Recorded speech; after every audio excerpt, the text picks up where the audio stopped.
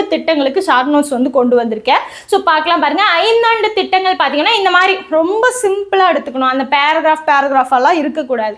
5 திட்டங்கள் அப்படிங்கிறது எந்த ஒரு டாபிக் எடுத்தாலுமே அந்த டாபிக்கான டெஃபினேஷன் இருக்கணும். ஓகேவா? ஸோ எதுக்காக என்ன இது எல்லாமே ரொம்ப ரொம்ப முக்கியமானது. இப்போ 5 திட்டம் எதுக்கு கொண்டு வந்தாங்க? இருக்கக்கூடிய வளங்களை வந்து திறம்பட பயன்படுத்தி அவங்க நினைச்ச இலக்கை வந்து அடையணும் அப்படிங்கிறதுக்காக தான் 5 திட்டங்கள் கொண்டு வந்தாங்க இல்லையா? அதை ரொம்ப ஷார்ட்டாக எழுதிக்கணும். அடுத்து பார்த்தீங்கன்னா அந்த 5 திட்டங்களை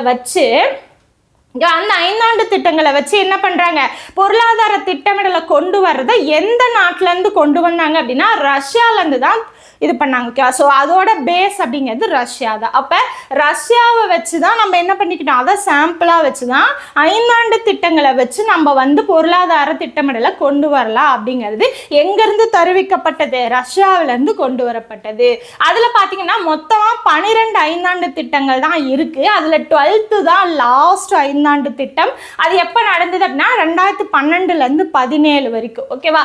அதை வந்து கைவிட்டுட்டு அதை வந்து நீக்கிட்டு தான் நிதி ஆயோக் அப்படிங்கிறது கொண்டு வந்தாங்க. நிதி ஆயோக் அப்படிங்கிறது ஜனவரி 1 2015 கொண்டு வந்துட்டாங்க. ஓகேவா? ஸோ 2014 இந்த இருக்கிற 5 திட்டங்களை க்ளோஸ் பண்ணிட்டு அதுக்கு ரிலேட்டடாக நிதி ஆயோக் அப்படிங்கிறது கொண்டு வரோம் அப்படின்னு சொல்லிட்டாங்க. ஜனவரி 1 அது வந்து அமெண்ட்மெண்ட் அது வந்து வந்துருச்சு. ஸோ அப்போ அதுக்கப்புறம் இந்த 5 திட்டங்கள் கிடையாது. ஓகேவா? ஸோ இது எல்லாமே பேராகிராஃபாக இருக்கும். ஷார்ட் நோட்ஸாக ரொம்ப சிம்பிளாக எழுதிக்கணும். ஓகேவா? ஸோ அது வந்து தமிழில் தான் இருக்கணும், அது வந்து இங்கிலீஷில் தான் இருக்கணும், அது வந்து ஃபுல் அண்ட் ஃபுல் இங்கிலீஷில் இருக்கணும், ஃபுல் அண்ட் ஃபுல் அதெல்லாம் எதுவுமே கிடையாது. உங்களுக்கு புரிஞ்சா போதும். பாருங்க, நான் டோட்டல்னு போட்டிருக்கேன், லாஸ்ட்னு போட்டிருக்கேன், மீதி எல்லாம் தமிழ் எழுதியிருக்கேன். ஸோ ரொம்ப சிம்பிளாக சீக்கிரமாக எப்படி முடியும்? இப்போ 12வது அமெண்ட்மெண்ட் 12வது 5 திட்டங்கள் தான் பார்த்தீங்கன்னா கடைசி 5 திட்டம் அப்படின்னு கொடுத்துருப்பாங்க. அவ்வளோ பெரிய லைன் தேவையா? லாஸ்ட் 12th அவ்வளோதான். இது ரொம்ப சிம்பிளாக முடிஞ்சிடும். ஓகேவா? அது எந்த வருஷத்துக்கு போட்டாங்க அப்படின்னா 2012லேருந்து 17 வரைக்கும் போட்டாங்க. ஓகேவா?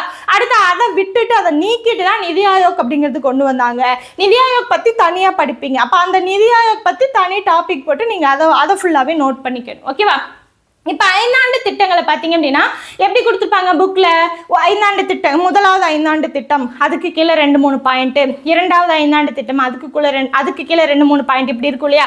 ஒரு டேபிள் காலமாக மேக் பண்ணிக்கோங்க. ரொம்ப சிம்பிளாக இருக்கும். பாருங்க, திட்டங்கள், வருடம், மாதிரி, நோக்கம், இலக்கு, வளர்ச்சி.